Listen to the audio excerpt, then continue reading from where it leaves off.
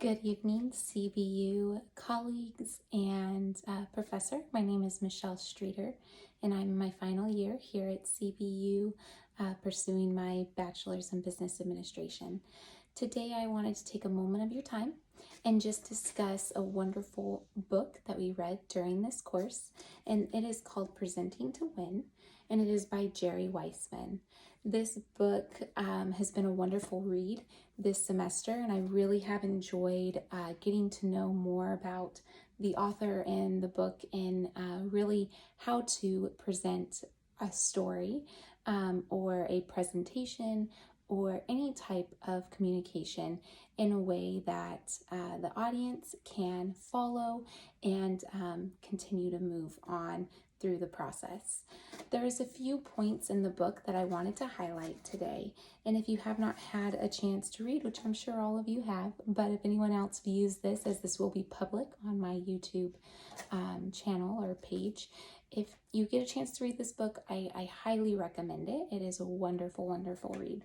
The first point that I want to talk about that really spoke to me was understanding the needs of our audience.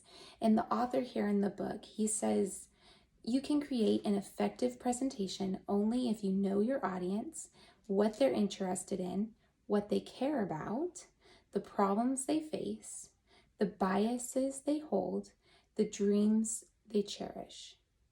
This means doing your homework.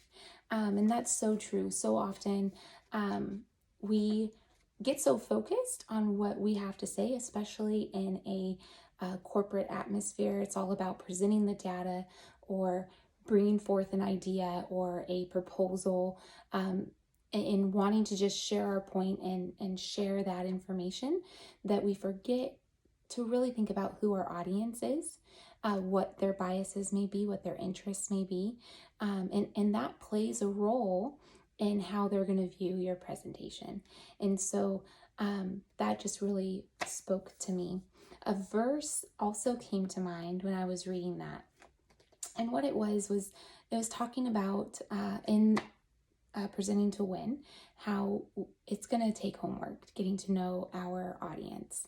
And there's a verse in 1 Corinthians, and it is in chapter 9, verses 24 through 25. And what it says is, do you not know that in a race, all the runners run, right? So every presenter presents, all the runners run, but only one receives the prize. So run that you may obtain it. Do your best. Do your homework. And I'm paraphrasing, I'm adding into it, of course, but every athlete exercises self-control in all things. They do it to receive a perishable wreath, but we do it to obtain an imperishable. So whatever we do, we want to do wholeheartedly. We want to give our all in it. The second point that really spoke to me and that I plan to continue to use throughout my career was in chapter 2. It talks about the power of WIIFY, what's in it for you. And this chapter discusses how to present benefits over features, how to connect what's in it for the audience, what are they going to benefit from this, and always leading with what's in it for you.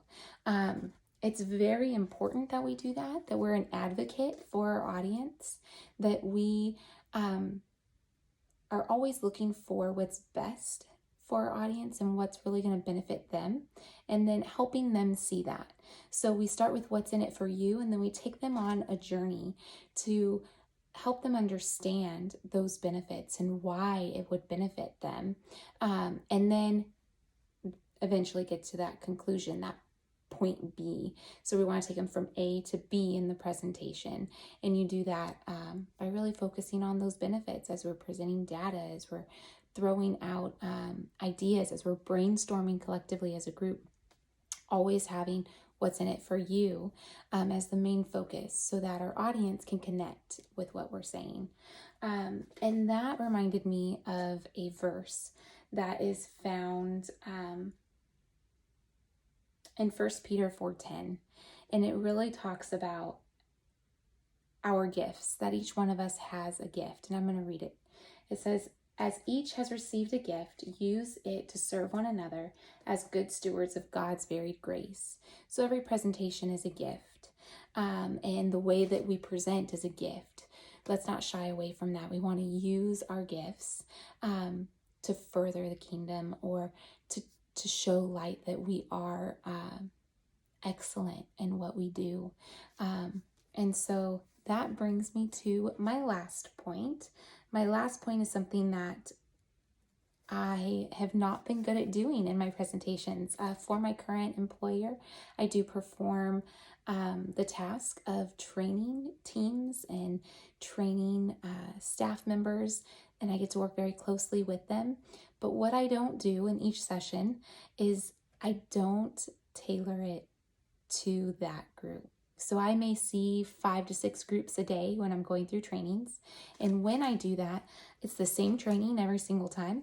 I may get to know names. I may get to know what their day is like, what they're looking forward to, just that small talk at the beginning. But I don't actually customize the presentation to them.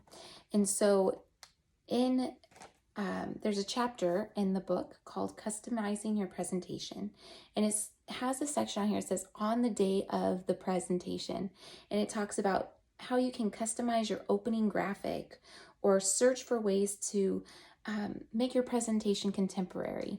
There's multiple things listed of how we can customize it to our audience, and that reminded me of a verse that is found in 1 Corinthians chapter 9 verse 22.